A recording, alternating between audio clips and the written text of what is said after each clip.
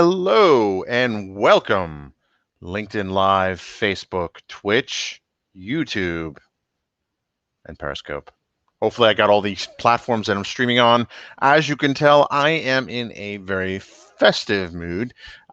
Today was my last day working for the year, so I'm going to be able to kind of take a bit of a stretch and kind of focus on some other things and take advantage of some of the downtime that I finally have.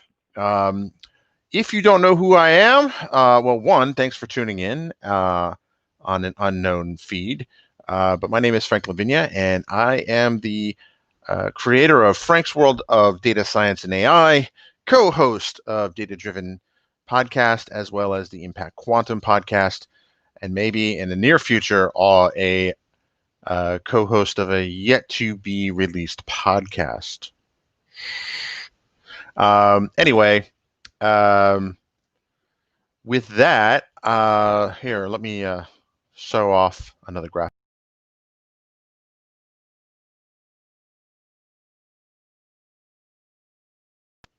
That was the first time ever that I have shown off the new Frank's World logo. franksworld.com is my site. It's been up for approximately, 25 years and a couple of months.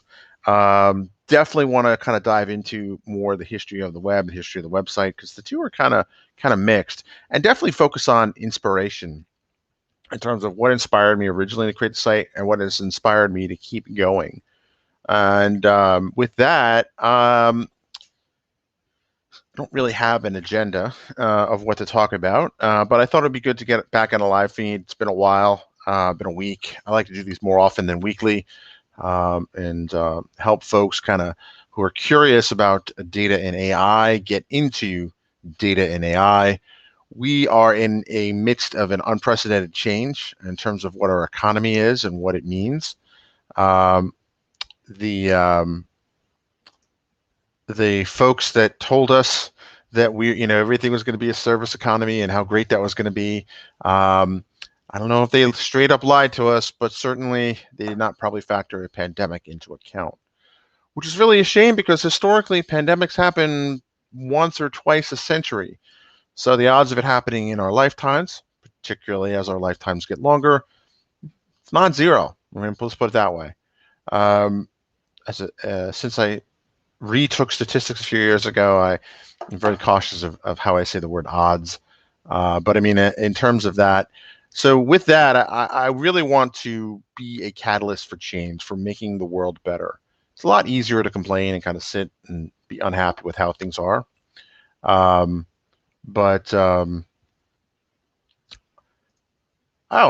hey, Charles.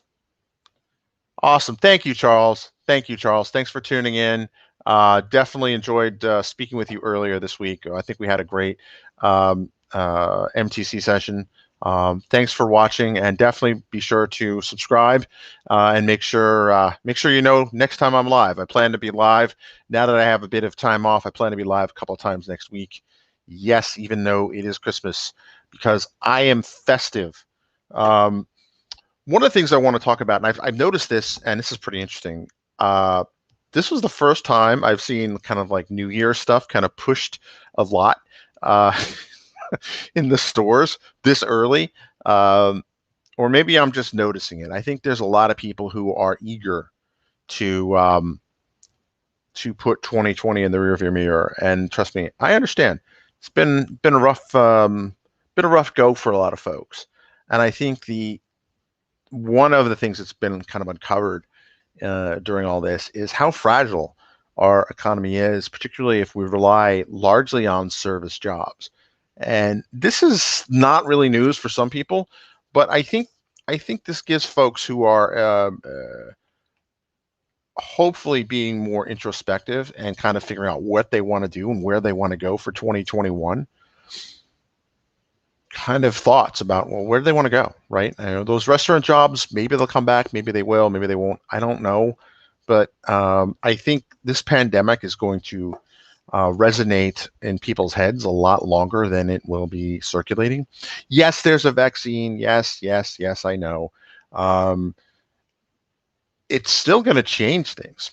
So I was actually on a phone call today with my manager, and we were talking about things. And you know, someone at work referred to airplanes as death tubes.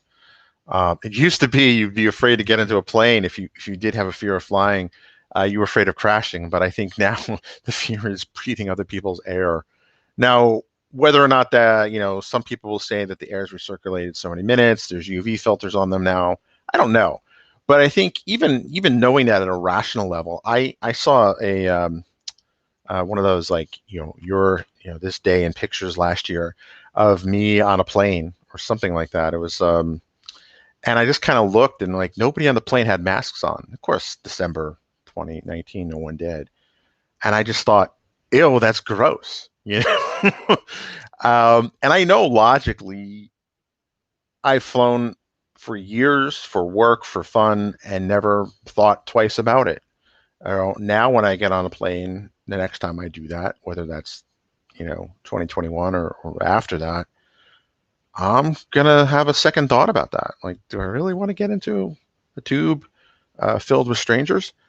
And even if I logically know the vaccine, you know, wear a mask, et cetera, et cetera, there's that emotional component that it's going to stick with us for a lot longer. So my maternal grandmother, God rest her soul, wonderful human being, was really a major figure in my life. She was a little girl um, during the 1918 pandemic, and at the time they weren't in the U.S. They were in Ireland, and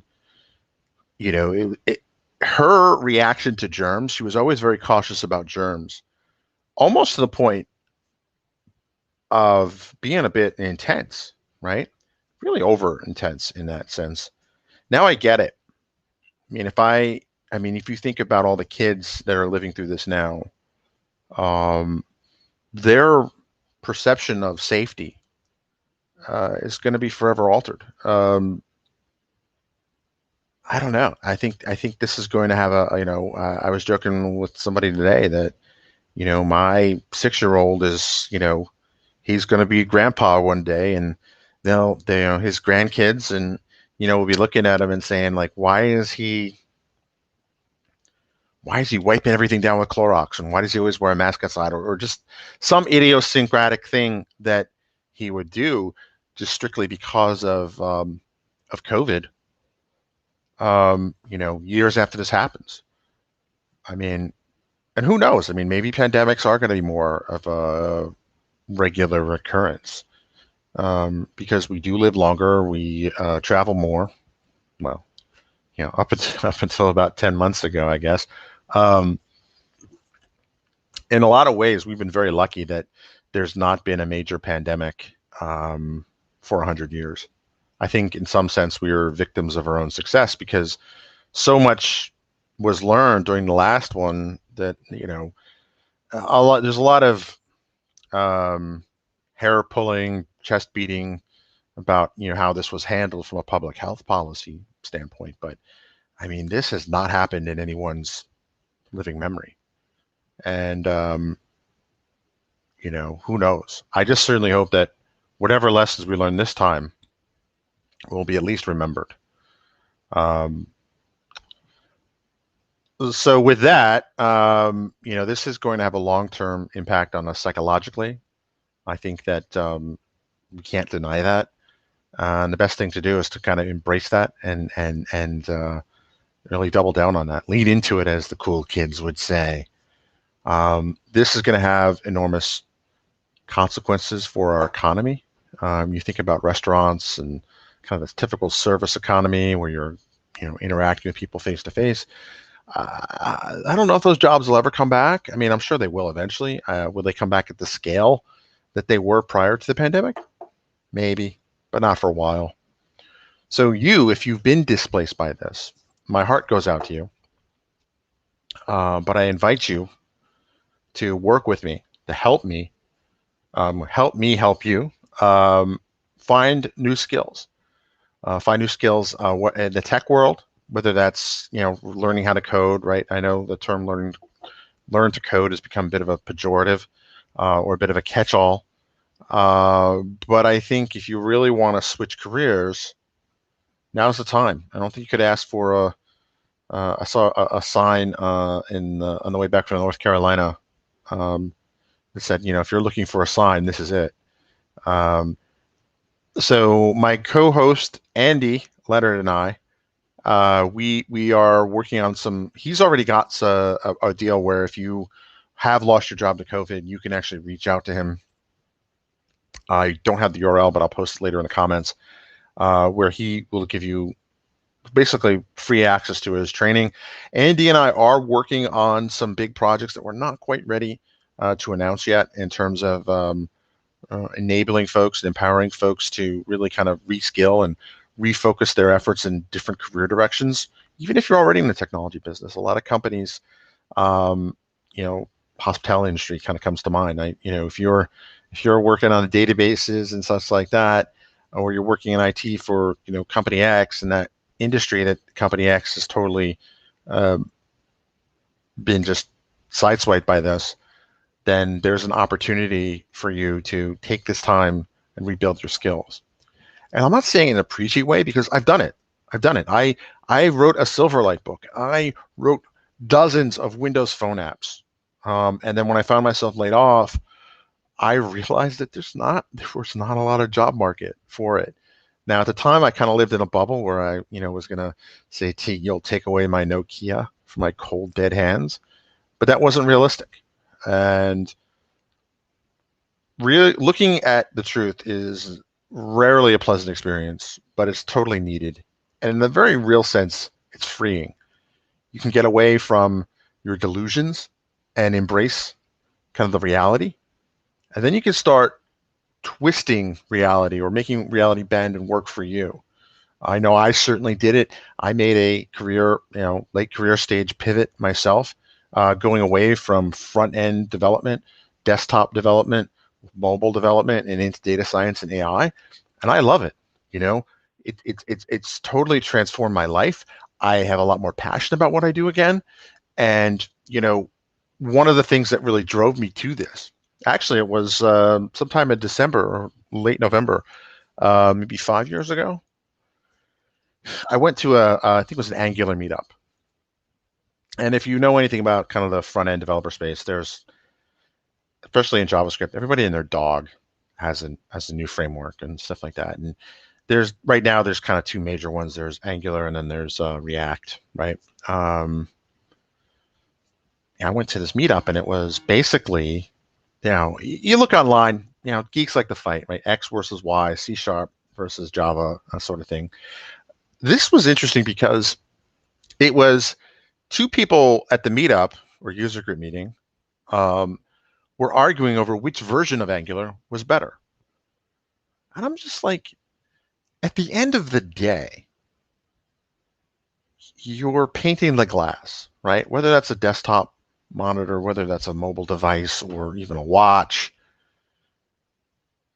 Why is there so much hostility around something like that? And that kind of moved me. And then I kind of saw what was being done in the AI world, where, I mean, for crying out loud, I mean, people are solving cancer, right? I mean, the people are working on really impactful things for the world and for the environment and humanity. Whether or not your UI looks perfect on every permutation of things, this didn't move me anymore. I mean, if you still do that type of work, God bless you. But it just didn't move me anymore like it used to. And for me, AI, big data, data engineering, not really moved the needle for me. And that really got me excited again. And here I am, right? And you've probably seen a lot of my posts. I've been focusing on and our other podcast, Impact Quantum. Um, Quantum computing has that kind of feel to it again, because once the quantum computing kind of engineering problem is solved, there's a huge new opportunity that's going to open up, and the types of problems that quantum computing could solve, well, they're just going to change the world.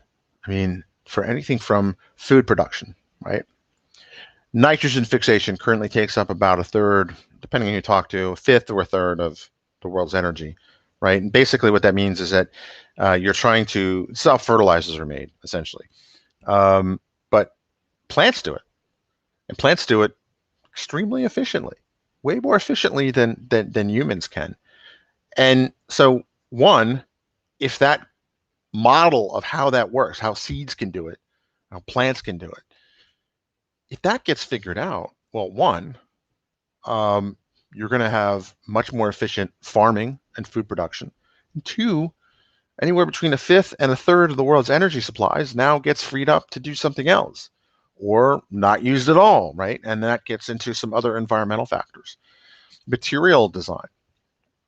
Right now, let's think about space exploration. Uh, when it comes to space exploration, we are really at the edge of what our material science can do right now in terms of withstanding pressures and things like that. What if we can make better materials, cheaper materials?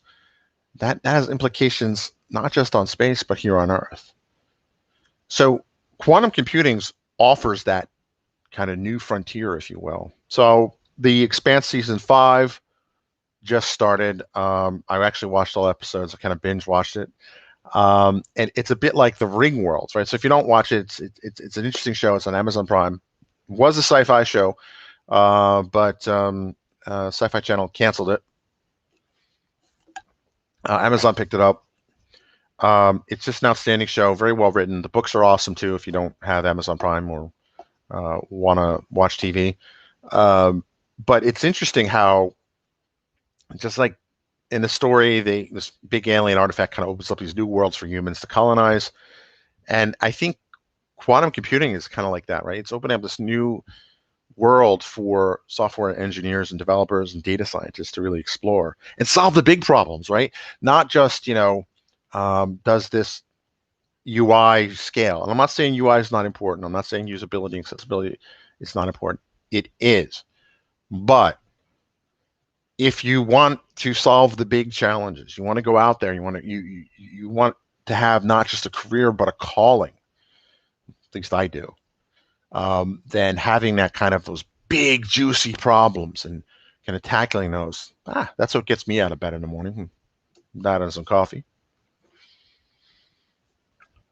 But that's all I gotta say. So in case you're wondering, hey, why is Frank on this big quantum kick? Yeah, that's why.